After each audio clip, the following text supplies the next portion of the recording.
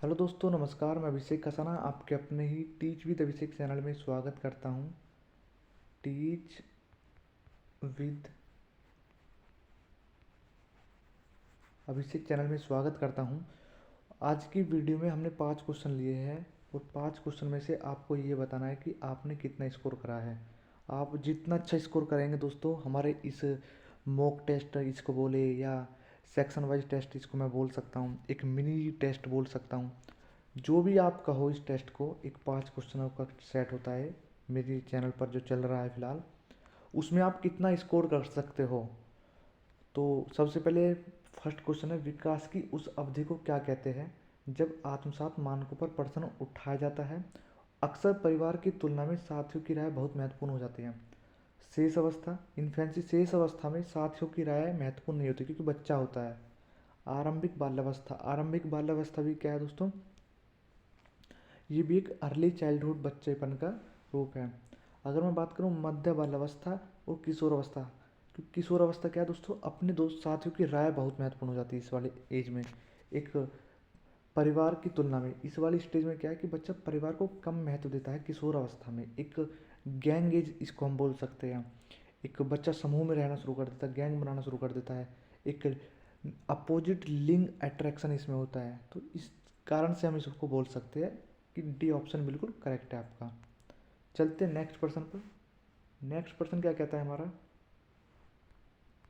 यह देखकर कि उनका पुत्र रवि पठन में बहुत रुचि लेता है, 3 वर्ष की आयु में ही पढ़ लेता है, उसके माता पिता ने उसे बहुत सी पुस्तकें ला कर दी। अपने माता पिता के प्रोत्साहन से रवि की पठन क्षमता अपनी आयु से कहीं बहुत आगे है। इस उदाहरण से विकास के किस सिद्धांत को संदर्भित किया जा सकता है। ए, विकास किसी निर्धारित मार्ग का अनुसरण नहीं करता। बी, विकास समीप दूराभिमुख है। सी, विकास शीर्षगामी है। डी क्या है, विकास आनुवांशिकता और परिवेश के बीच अंतःक्रिया का परिणाम है। अब जो डेवलपमेंट है, डी ऑप्शन दोस्तों बिल्कुल सही है अपने आप में, ठीक है। लेकिन उससे पहले मैं आपको एक चीज़ बिल्कुल अच्छे से समझा दूँ कि 3 वर्ष का बच्चा है कि आयु में उसके माता पिता ने उसे बहुत सी पुस्तकें ला कर दी। दोस्तों जो पुस्तकें ला कर दी है माता पिता ने, अपने माता पिता प्रोत्साहन, पठन क्षमता, अगर मैं बोलता हूँ इसको, पठन क्षमता अपनी आयु से बहुत आगे है। जो बच्चे की पढ़ने की क्षमता है वो क्या दोस्तों बहुत आगे है। समीप दुर्भिमुखी और विकास शीर्षगामी, ये दोस्तों जब होंगे, इनका एक अलग सिद्धांत है। जो प्रोक्सिमोडिस्टल है वो दोस्तों क्या है आपका, केंद्र से बाहर की तरफ चलता है, जैसे कि बच्चे के दांत के बीच के दांत सबसे पहले होते हैं, ठीक है। तो इस तरीके से क्या है वहाँ पर क्या है आपका प्रोक्सिमोडिस्टल यानी कि समीप दुर्भिमुख। उसके बाद मैं बात करूँ कि शीर्षगामी क्या है कि बच्चे का सबसे पहले सिर का डेवलपमेंट होगा, उसके बाद ही उसके पैर का डेवलपमेंट होगा। ये चीज़ है दोस्तों, ठीक है। तो ये चीज़ आपको समझ में आ गई होगी कि डी ऑप्शन इसका बिल्कुल करेक्ट है। अब मैं बात करता हूँ दोस्तों तीसरा ऑप्शन की, विकास की कौन सी अवस्था में निम्न लक्षण समाहित, स्वतंत्रता की स्थापना, अस्मिता का विकास, अमूर्त चिंतन। मध्य बाल्यावस्था में, उत्तर बाल्यावस्था में, किशोर अवस्था में, पूर्व वयस्क अवस्था में। अगर अब बात करता हूँ दोस्तों मैं इसके आंसर की, आपको थोड़ा सा मैं समझा दूँ कि कौन सा पीरियड है, कौन सी एक अवस्था है जिसमें लक्षण समाहित होते हैं। कौन कौन से, स्वतंत्रता की स्थापना, कि बच्चा एक स्वतंत्र है, वो जो चाहे वो कर सकता है। अस्मिता का विकास है, अस्मिता क्या है, एक बच्चा किसी की पहचान कर पा रहा है, 2 साल पहले मिला है कोई व्यक्ति, उसकी पहचान कर पा रहा है। एक अमूर्त चिंतन, अमूर्त चिंतन का मतलब जो चीज़ें उसके सामने नहीं है उसके बारे में भी थिंकिंग कर लेता है। तो वो क्या है, एक वयस्क अवस्था में आ जाएगा, यानी कि पूर्व वयस्क अवस्था। वयस्क अवस्था में मैं बोलूँ इसको अडल्टहुड, तो ये आएगा दोस्तों 12 से 18 वर्ष की अवस्था का टाइम पीरियड है आपका। तो समझ में आया होगा दोस्तों इसका आंसर आपको बिल्कुल अच्छे से। निम्न कथनों में कौन सा कथन समाजीकरण के संदर्भ में सही है। सभी संस्कृतियों में समाजीकरण का तरीका एक समान है, बी। ठीक है, सभी संस्कृतियों में समाजीकरण का तरीका एक समान है, बिल्कुल दोस्तों एक समान नहीं है। समाजीकरण का जो कल्चर है वो सबका अपना अपना अलग अलग है, अलग अलग कल्चर का। समाजीकरण एक जटिल प्रक्रिया है जिसमें कई संस्थान बच्चों के जीवन में अलग अलग समय अवस्थाओं पर प्रभाव डालती है। दोस्तों बिल्कुल गलत बात है। मीडिया और परिवार समाजीकरण के द्वितक संस्था है। दोस्तों जो परिवार है वो क्या है, समाजीकरण का प्राइमरी सोशलाइजेशन है। तो इसलिए सी ऑप्शन में गलत। द्वितक समाजीकरण सबसे पहले तब होता है जब बच्चे अपनी व्यक्तिगत पहचान को और भाषा को सीखते हैं।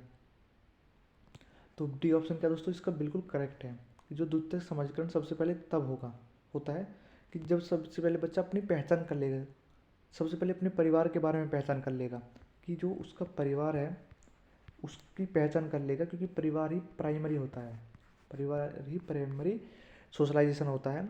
जब बच्चा परिवार के सदस्यों को जानना शुरू कर देगा तभी क्या है कि बच्चा बाहर की तरफ जाएगा, एक आउटसाइड एरिया की तरफ जाएगा, कि अब वो सोशलाइजेशन उसका सेकेंडरी हो जाएगा। फिर चलते दोस्तों फिफ्थ क्वेश्चन पर, जो हमारा एक लास्ट क्वेश्चन है और आपको कमेंट्स में बताना है कि आपने कितने प्रश्न को हल कराया।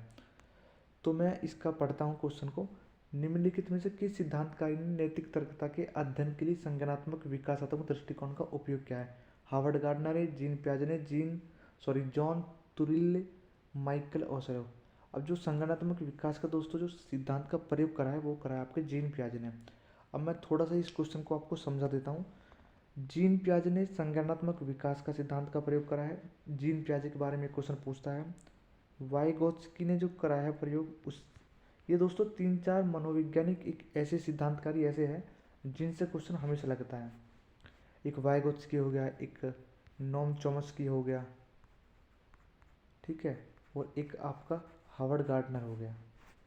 तो ये क्या है कि एक हार्वर्ड गार्डनर हो गया, इनसे क्या क्वेश्चन हमेशा लगते ही लगते हैं। इन 4-5 सिद्धांतकारी इनको कह दे, मनोवैज्ञानिक इनको कह दे, ठीक है। तो इनके बारे में पढ़ के जाना है कि किस मनोवैज्ञानिक ने कौन सी थ्योरी दी है।